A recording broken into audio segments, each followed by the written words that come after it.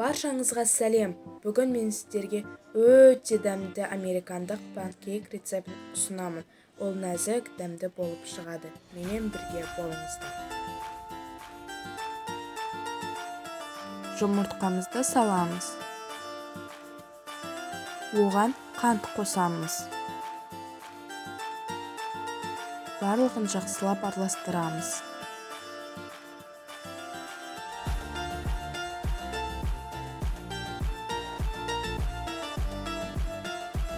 Ерітілген сары майымызбен сүтімізді қосамыз.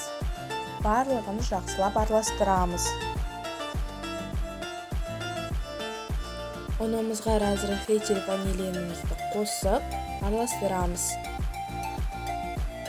Қамырымызға 2 бөліп саламыз. Жақсылап араластырамыз.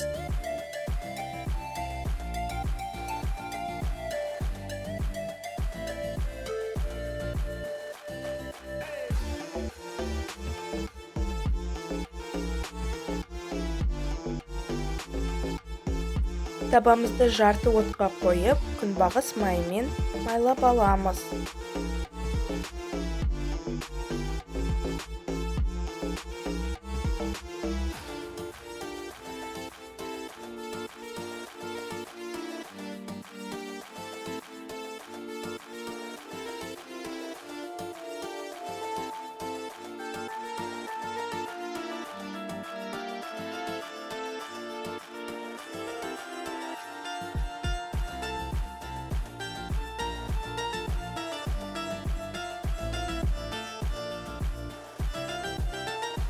Мәне біздің американдық панкейктеріміз дайын болды. Американдық панкейктер өте дәмді, нәзік болып шығады. Міндетті түрде жасап көріңіздер деп кеңес беремін. Сәттілік!